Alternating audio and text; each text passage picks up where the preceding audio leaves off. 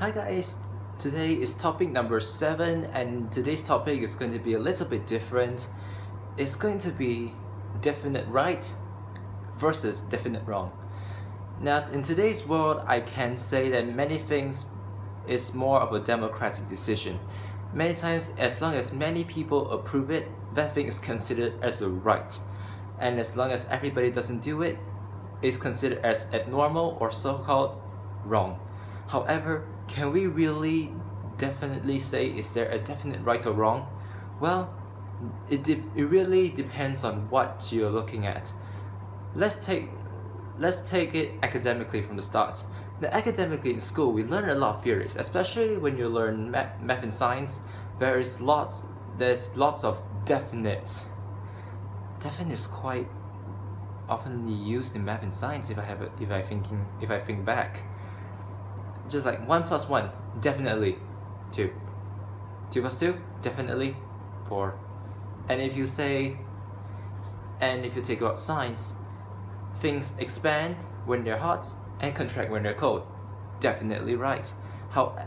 And when water goes below 4 degrees Celsius, it goes the other way around. It's already a definite truth. However, let's move away from theoretical things and let's look at more morally things.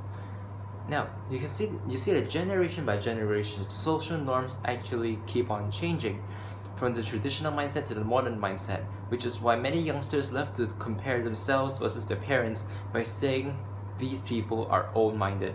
You say teachers are old-minded, you said lecturers belong in the Victorian era, you say your boss belongs in granddaddy generation.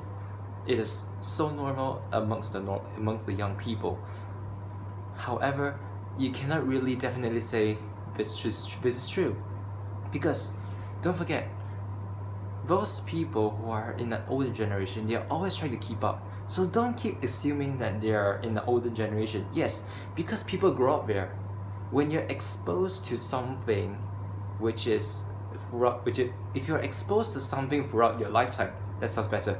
If you're exposed to something throughout your lifetime, you'll get used to it. Say for example, this person has been playing a piano since he was a little child until he is an adult. And suddenly you ask him to quit playing a piano and you ask him to play guitar. Not happening. That person will need to train a lot before they can pick up a guitar and start playing if they play a piano throughout their life. Why? Because from your young until your adulthood, you're exposed to one specific musical instrument. Unless that person grows up learning a number of instruments, then that person is more used to adjusting among different ones. So it's more of an upbringing. Don't forget, adults grow up in a generation that's older than us, so they are more used to and they are already suited for the things in the past. So when it comes to things that are changing and progressing, they'll need to learn how to keep up.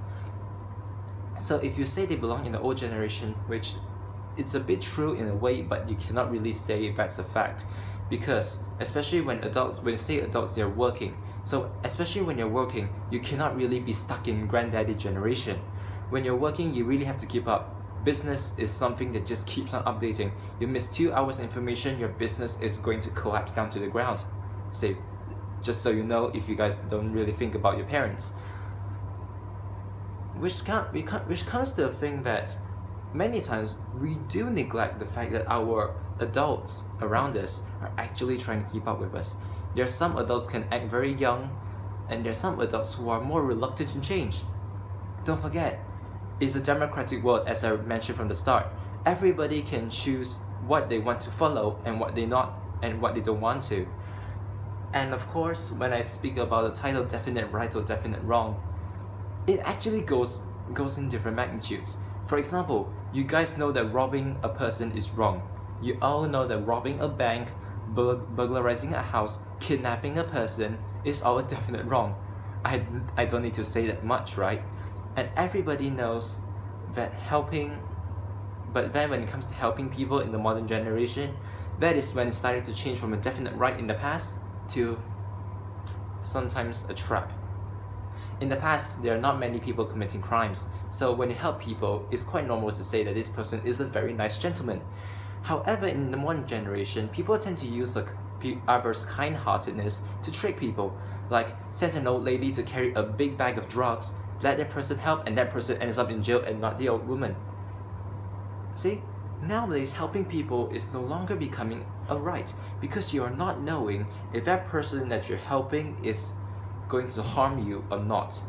But if you base on moral theory, it's a definite right. But if you base on the social condition of today's world, I do say helping people is still morally a definite right.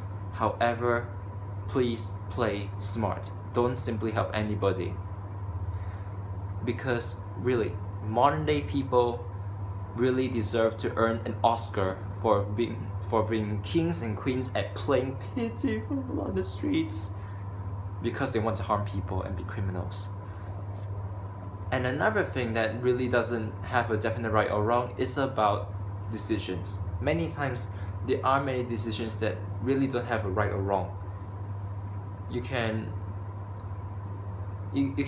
like, say for example, you have two leaders fighting to become the chairperson or president of a society, and they are recruiting army, or should I say army, a election crew to help them run their elections, and you like both of them.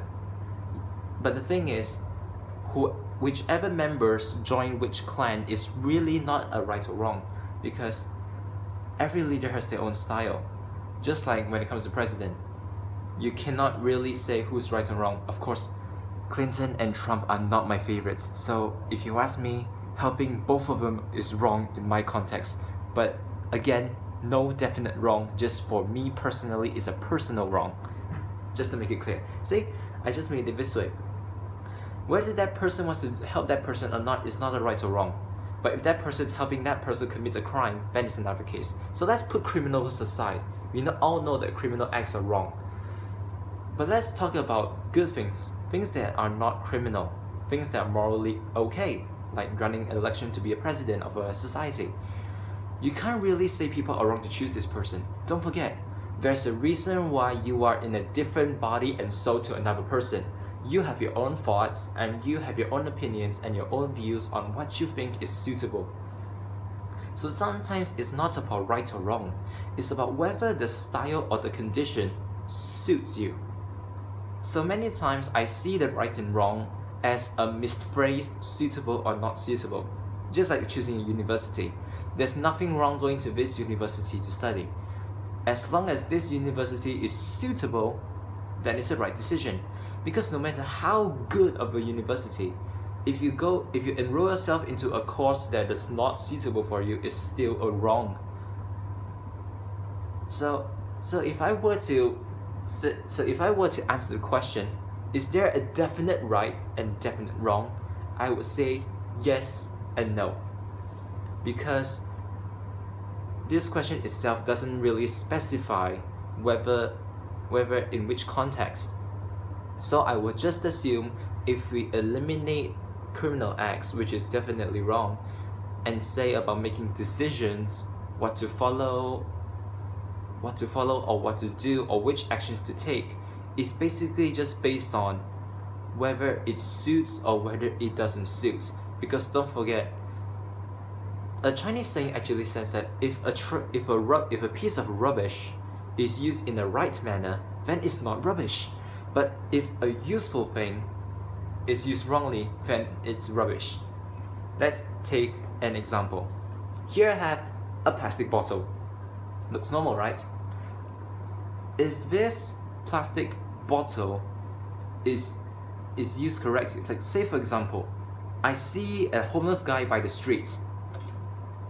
I find a tap or something and fill this bottle and say, hey, drink some water, I know you're thirsty. Then this bottle is used to the right thing. Then it becomes a survival tool. Maybe that person is already dying of thirst. That person cannot find a clean source of water. So this water bottle has become his survival kit.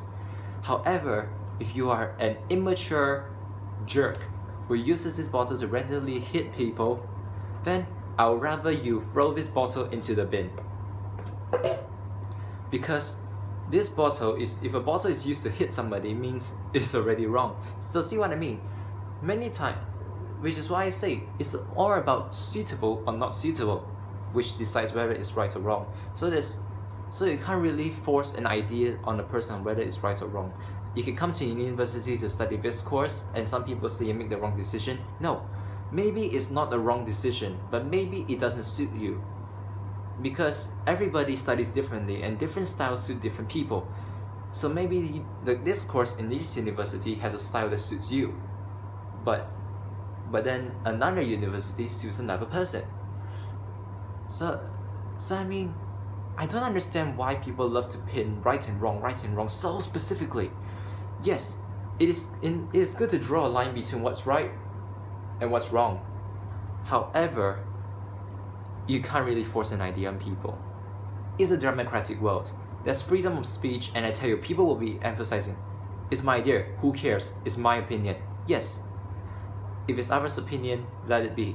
As long as that person doesn't destroy or cause destruction, then it's already an okay thing. So right or wrong, you have your own definition and I have my own definition. So it's up to you to decide how you manage your concept. Remember, never force your concepts on people.